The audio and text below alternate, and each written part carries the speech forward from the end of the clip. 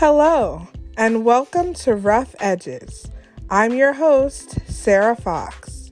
In this podcast, I will guide you through my faith and mental health journey to dispel the stigma surrounding mental illness and to create a voice for those who wish to discover more about these topics. This podcast will not only shed light on mental health issues, but will also reveal the intersection between faith and mental illness. I pray that these themes will bring growth and healing to our communities.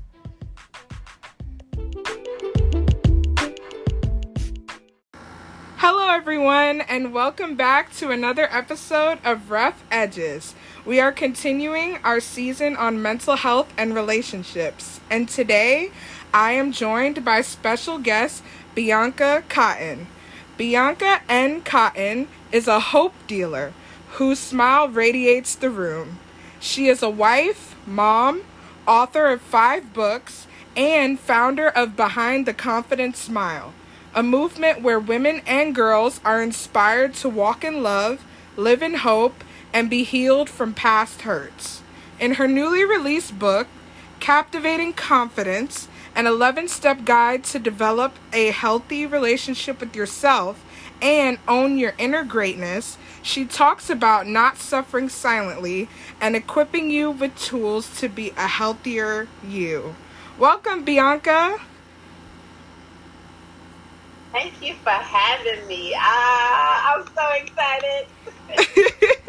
Yeah, thank you so much for joining me today. So I would like to start off with getting to know you a little bit more. So what are 3 things that you are most passionate about and why?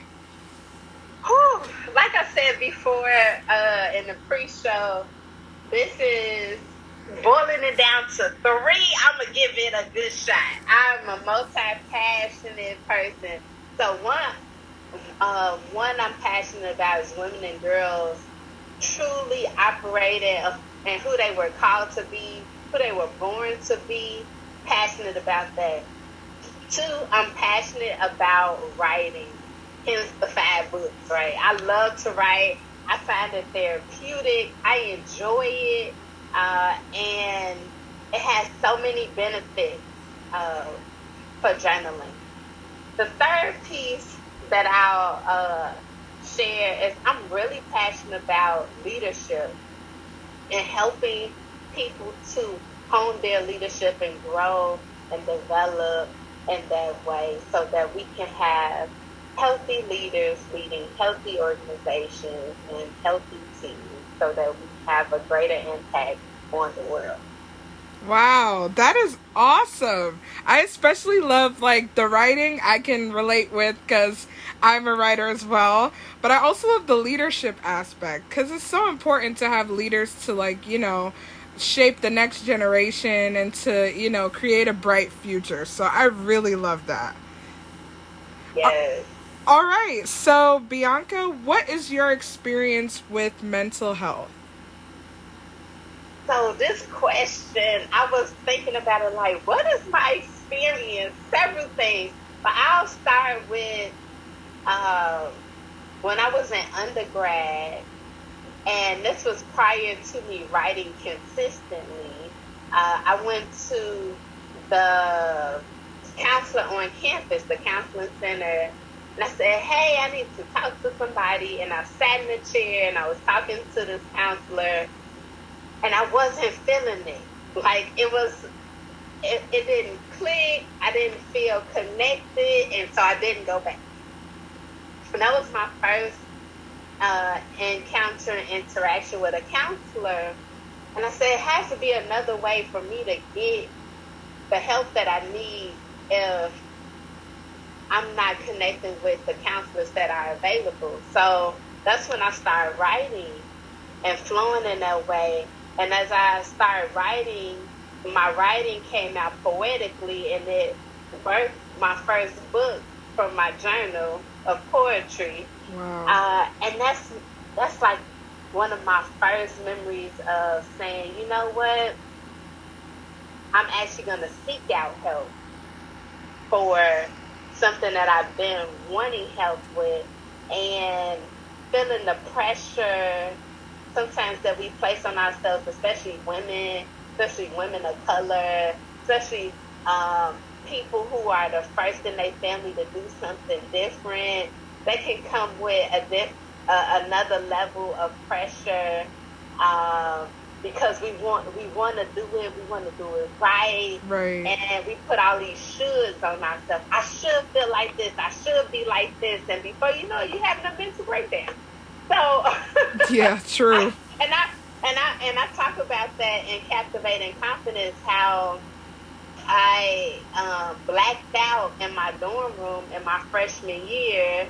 And when I woke up, I realized I had hit my head on something and I was having a banging headache. Like, all these things tie into mental health, right? Like, why did I feel the need to keep going?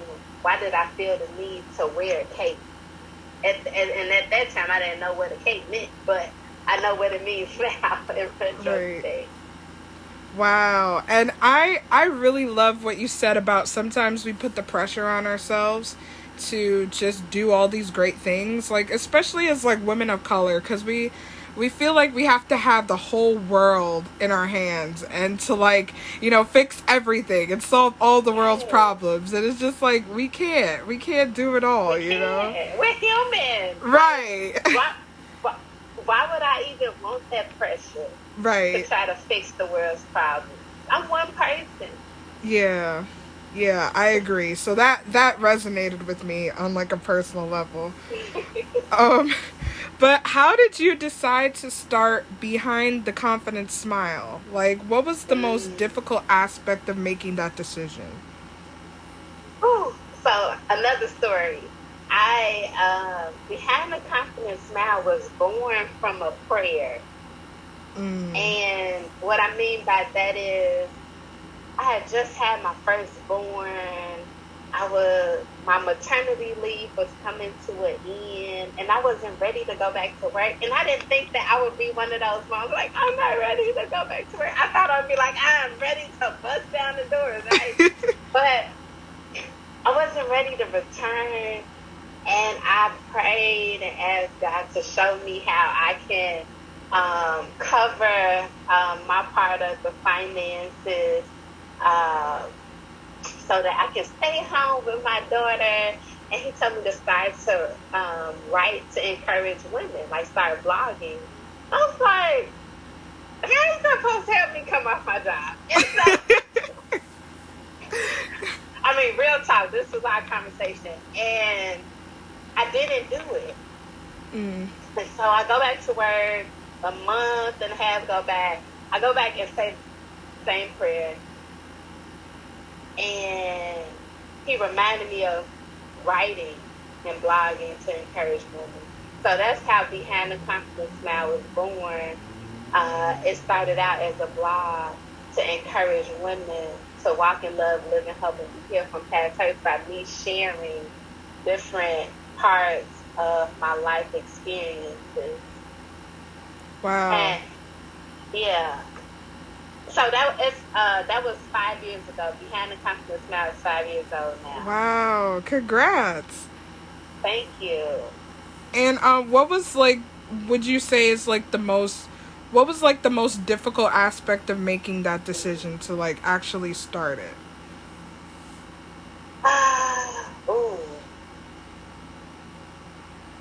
Vulnerability.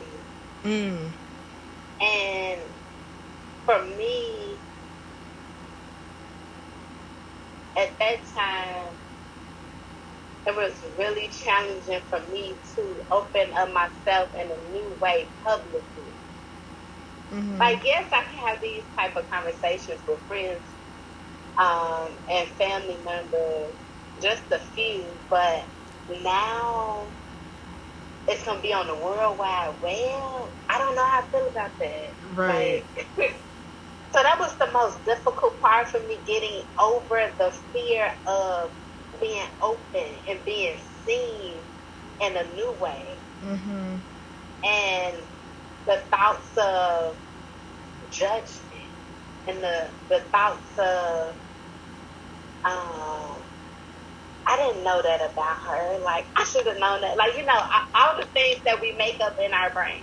Right, right. Sometimes, as fear tries to counsel us out of doing what we're called to do. Right. No, I definitely resonate with that, especially like with the fear of judgment. Because as I was like starting Rough Edges, I was just like grappling with a whole lot of different things. And one of the things was like, how will people view me if I come out and say, oh, I have a mental illness now? Like, I went my whole life like not being diagnosed with one, and now it's just like all of a sudden it's like now I have this, severe mental illness, and it's just like, what would people think? And that was always like in the back of my mind.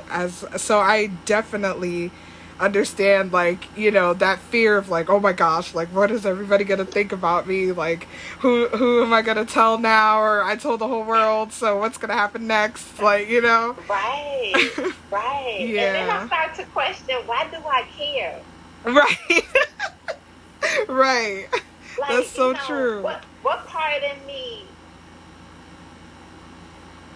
cares, about public opinion? Because this is here to help people. So those who is meant to help, they will glean whatever they need to from it.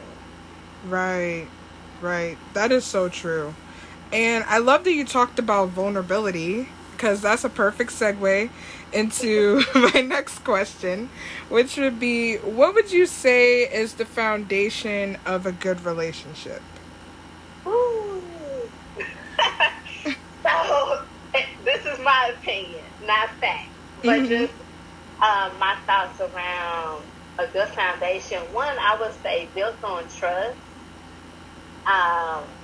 And that's something you build towards with having open communication and being vulnerable. And also, it starts with having open communication and dialogue with yourself. Like, how is the relationship with yourself, with you, before I can say I want a friendship or want to be in an intimate relationship with someone, or even be an employee?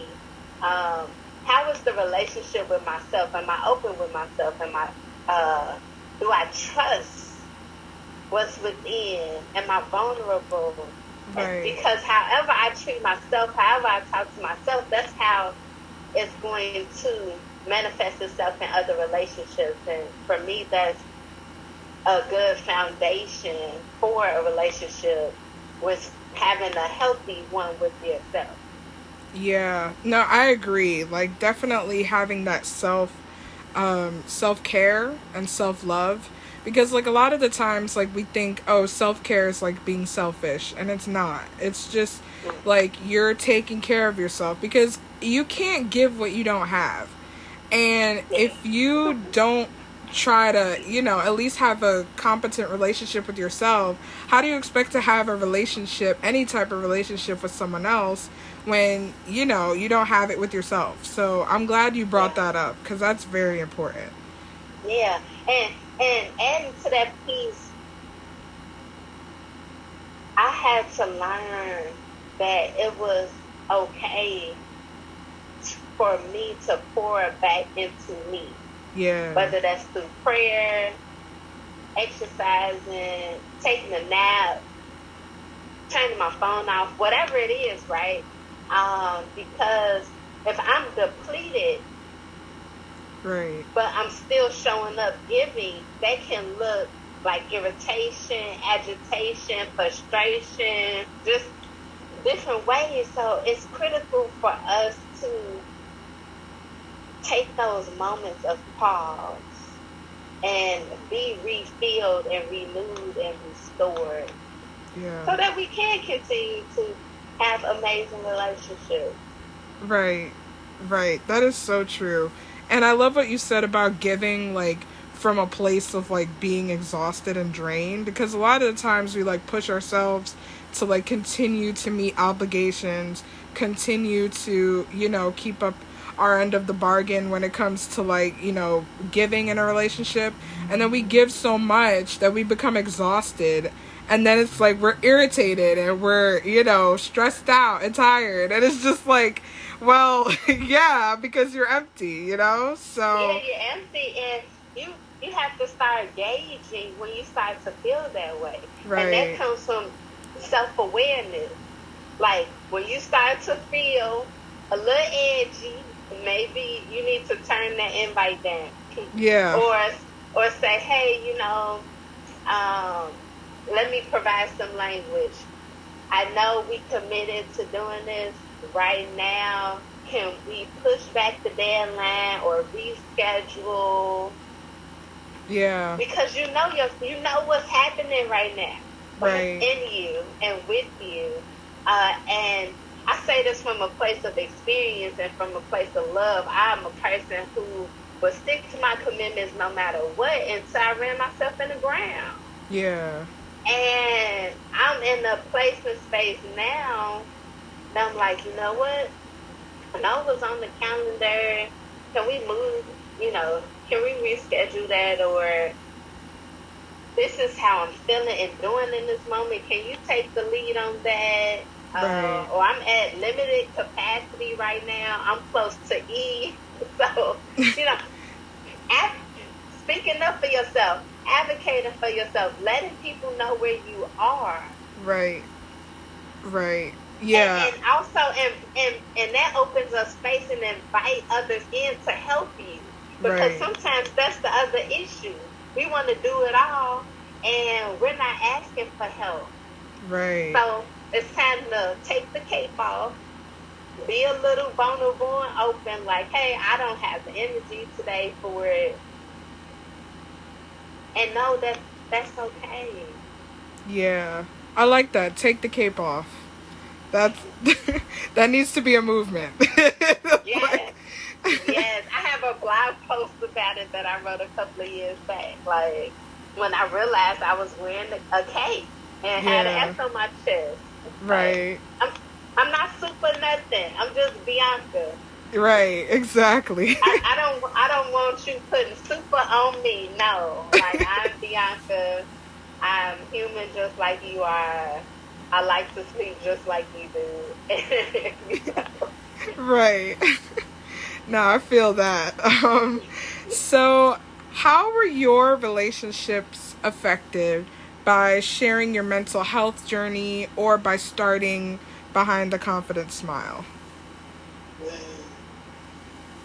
I thought this was a great question.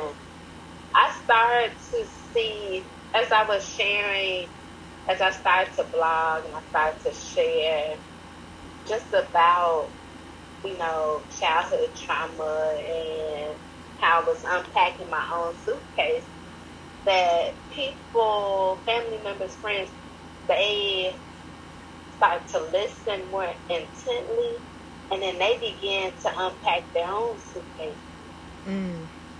So it's because I started to become a little bit more open.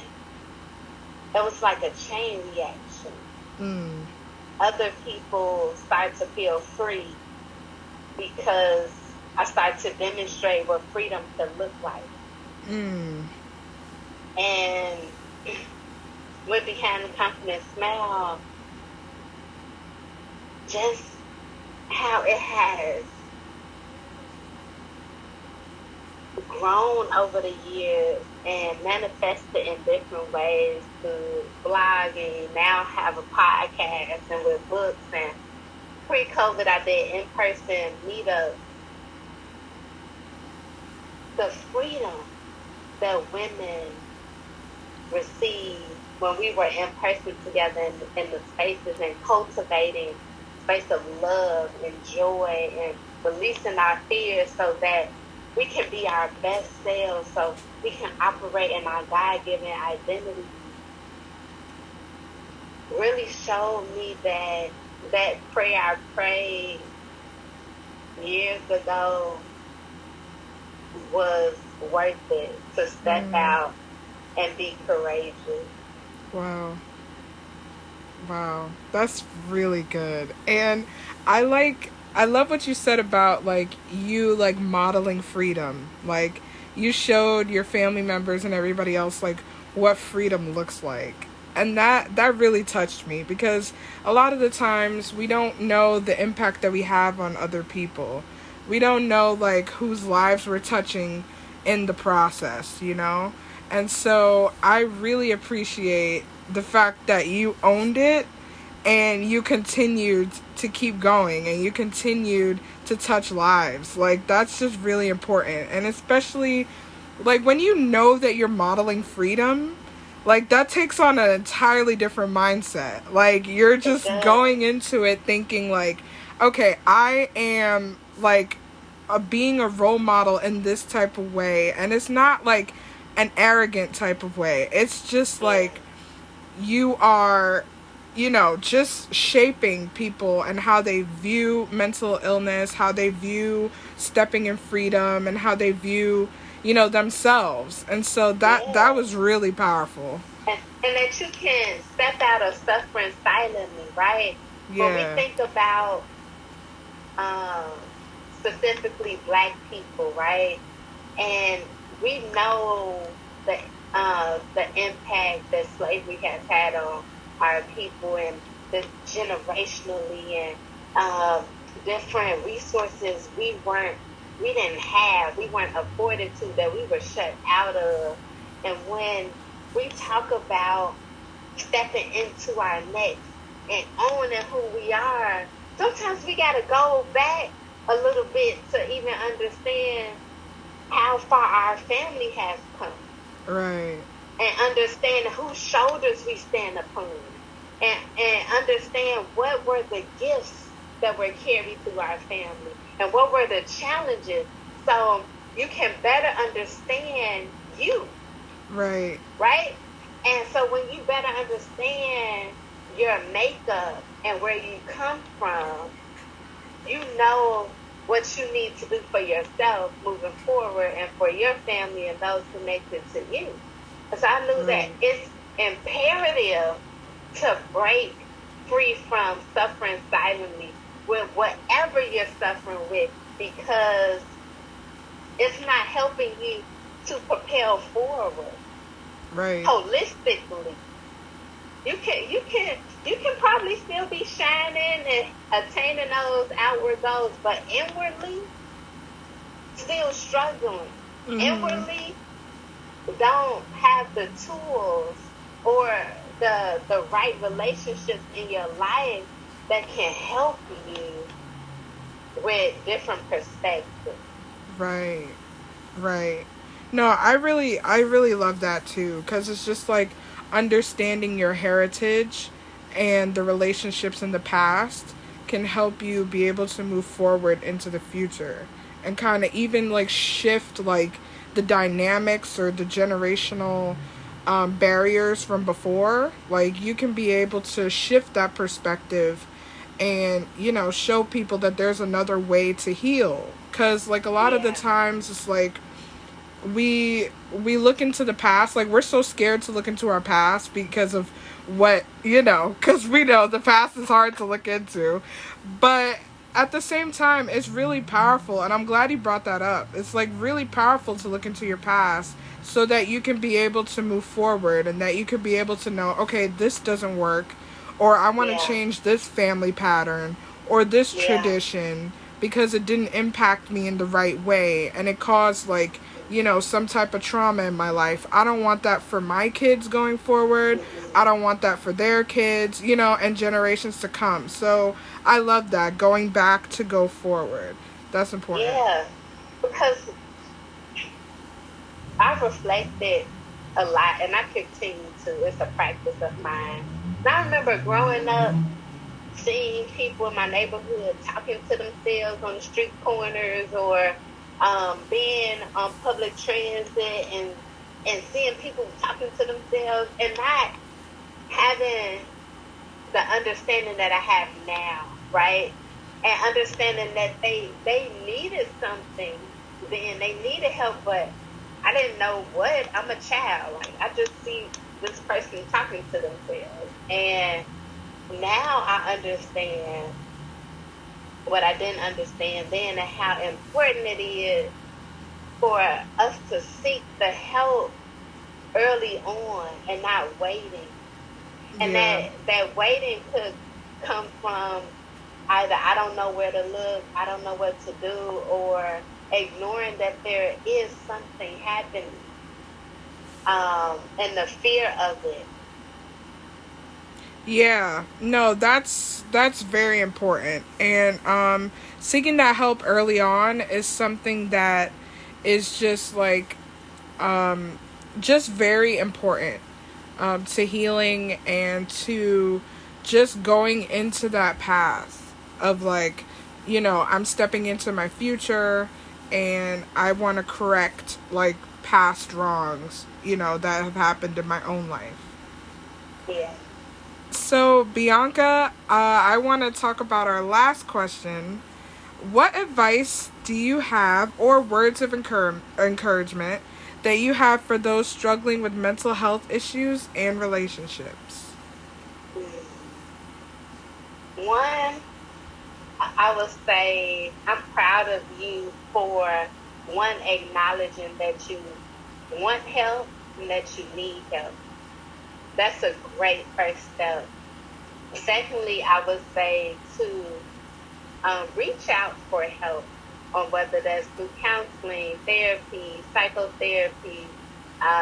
If you are within a church community, reaching out to see if your church has a counseling center or have resources that can assist you in your journey. I will also add to tell the people you feel safe with in your life that you are struggling. Sometimes even just opening up and saying it to those who are your safe people can open up a different avenue for you as well.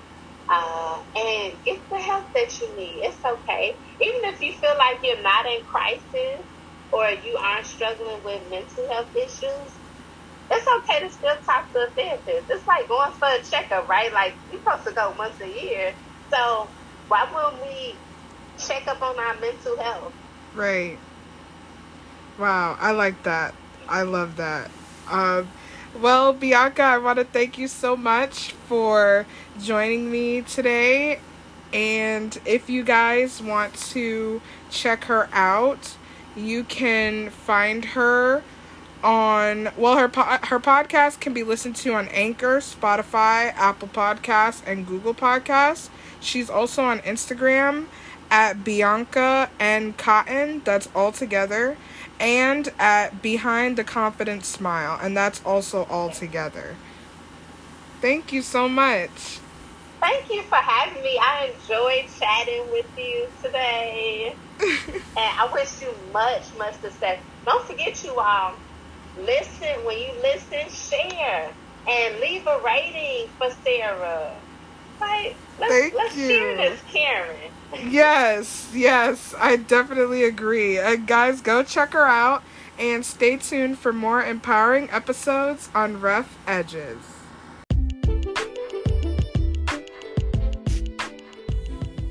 Thank you for listening to Rough Edges. Feel free to follow this podcast on Instagram at rough.edges.podcast or visit my blog at sarahifox.com. If you have any questions or further suggestions on how to make this podcast grow, you can email at rough.edges.podcast@gmail.com. Thanks again for listening and have a wonderful day.